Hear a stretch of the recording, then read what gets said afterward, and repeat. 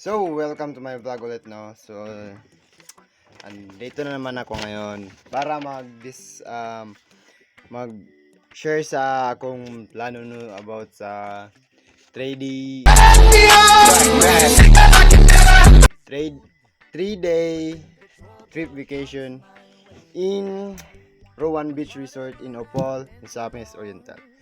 So, one day before departure, no? So, syempre, dapat na ako nga magmunita og destination. So, ang napili yun ako nga destination, no? Kaya ang Rowan Beach Resort in Opol, Misamis Oriental. Mo na ko napili itong gusto lang ako sila ma-explore po ang layo-layo po nga lugar. So, ang mode of transportation nato ni is ang motorcycle. So, kung mong bang kapangutanan ng motorcycle nga layo ang biyaheon. So, nagipili na akong motorcycle kay mas dali ra nako siya nga maisingit-singit sa traffic o na may traffic man galing. So, mas hilig jud ko sa motor, dili jud ko sa four wheels no kay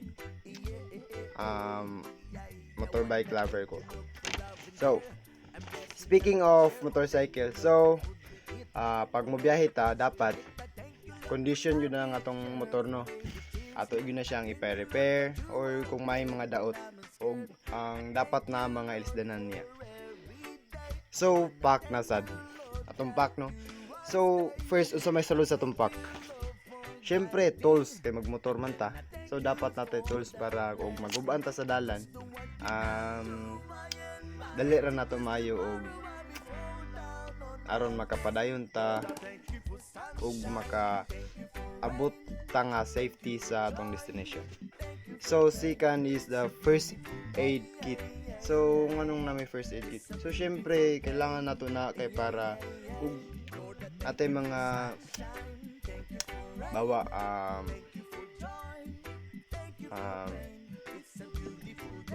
tumba ta sa motor. So, syempre, og magarasan to. So, syempre, natay mo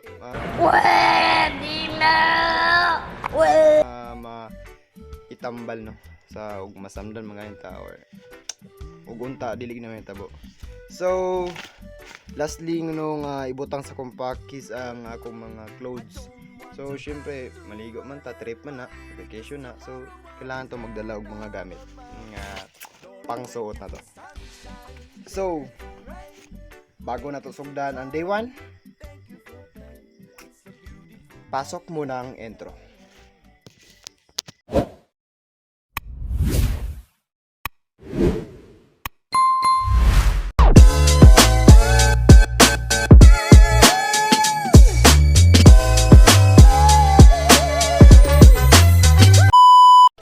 Thousand years later. So, what's up? So, sige. Don't forget to follow my page, Francis G, and subscribe to my channel, Francis G08. So, let's start. Day 1, final take off or ang road trip na natin. Ito na yung dili na ta magsugod ang atong long ride no kay syempre from Samal to Opol, Misamis Oriental no. So murag layo-layo gyud siya no atong biyaheon. So samtang nata sa road trip kailangan na to i-feel na to ang fresh na air while enjoying our ride. So enjoy tanaw sa mga view na atong magian and and arrival to our destination. So, pag abot na to, kaapoy ta. Syempre, pag abot na to, dapat mukaon sa ta. Pagkaon na to, pwede na sightseeing or mulargo na tag rest para tibuon na lang na to pagka dito. So, dito na no. So, mauna na siya ang exploration. So, exploration no, so apoy na diri ang swimming. Syempre, beach na di swimming jud ta. Bahala di ko kabalom lang good, swimming lang. What? sakpan nun. Daw. So, secondly is ang kayaking, no? Kayaking, gusto ko ng kayaking kay nice kay na nga experience mong gudong kayaking kay makalingaw gid siya ba. Tapos gusto na ko ma-experience ang magbugsay-bugsay, no? So, oo. Pwede na!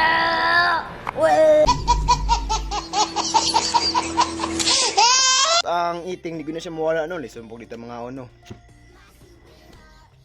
Kaon, maging hayop sa patang tao. Diba? So, day 3 na.